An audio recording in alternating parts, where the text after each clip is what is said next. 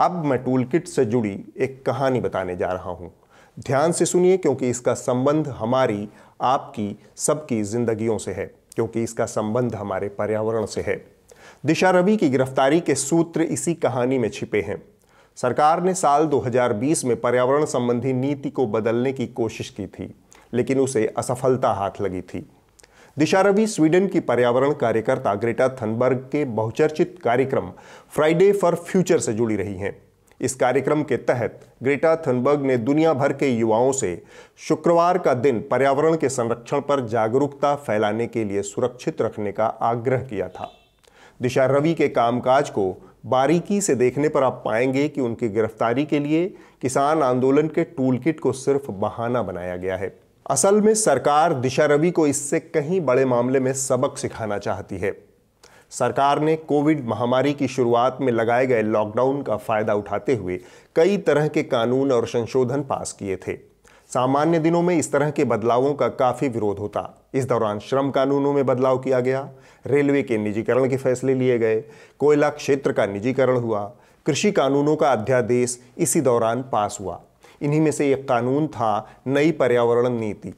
अधिकांश बदलाव देशी और विदेशी कॉरपोरेट कंपनियों को फायदा पहुंचाने की गरज से किए गए थे, लेकिन नई पर्यावरण नीति को लागू करने की राह में एक बड़ी बाधा ये थी कि भारत पर्यावरण पर स्टॉकहोम डिक्लेरेशन 1972 का सदस्य है।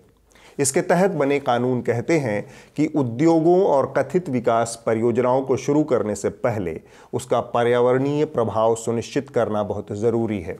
इसके बावजूद मोदी सरकार 11 अप्रैल 2020 को पर्यावरण प्रभाव आकलन की प्रक्रिया में बदलाव का प्रस्ताव लेकर आई, ठीक लॉकडाउन के दौरान। इसे पर्यावरण प्रभाव आकलन अधिसूचना 2020 कहा गया। इस नए मसौदे में ऐसे बड़े उद्योगों और परियोजनाओं की एक लंबी सूची दी गई जिन्हें पर्यावरण संबंधी नियमों से कई तरह की छूट देने का प्रस्ताव था। साथ ही इसमें यह प्रस्ताव भी था कि भारत के सीमावर्ती इलाकों से लगते हुए 100 किलोमीटर हवाई दूरी के भीतर पड़ने वाले क्षेत्रों में किसी भी प्रकार की परियोजना शुरू करने के लिए पर्यावरण संबंधी नियम लागू नहीं होंगे।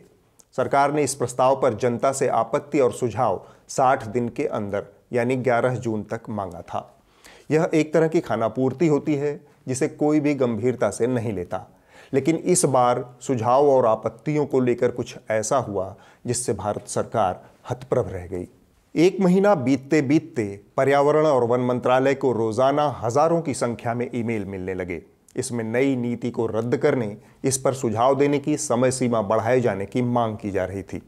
ये ईमेल देश के विभिन्न हिस्सों से आ रहे थे। इसी बीच यह मामला दिल्ली हाईकोर्ट भी पहुंच गया। वहां पर्यावरण कार्यकर्ता विक्रांत तोंगड़ ने एक याचिका दायर कर सुझाव और आपत्तियों की समय सीमा को बढ़ाने की मांग की। कोर्ट ने इस समय सीमा को बढ़ाकर 11 अगस्त कर दिया और सरकार के प्रति कड़ी टिप्पणियां की। यह केंद्र सरकार के लिए एक बड़ा झटका था। नतीजा ये हुआ कि 11 अगस्त को समय सीमा के खत्म होने तक मंत्रालय के पास 17 लाख लोग सरकार की नई पर्यावरण संबंधी नीति के खिलाफ अपनी आपत्तियां दर्ज करवा चुके थे। यह एक ऐसा रिकॉर्ड था जिसकी मिसाल भारत में बने बहुत कम कानूनों में मिलेगी। इनमें से अधिकांश ईमेल के पीछे दिशा रवि, उनके संगठन और उनके साथियों की मेहनत और दिमाग था। उनका तकनीकी कौशल था जिन्होंने ऑनलाइन संपर्क अभियान चलाकर इस विरोध की अपील की थी। उन्होंने तब भी इसके लिए एक टूल किट तैयार किया था जिसमें भारत सरकार के फैसले के दुष्परिणामों को बिंदुवार समझाया गया था।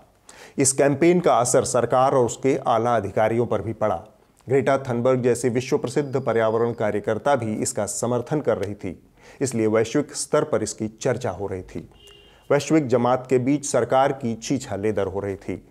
नतीजा ये हुआ कि सरकार ने दिशा रवि के संगठन फ्राइडे फॉर फ्यूचर के भारत चैप्टर समेत इस मुहिम का प्रचार कर रहे कुछ अन्य संगठनों की वेबसाइट्स को ब्लॉक कर दिया।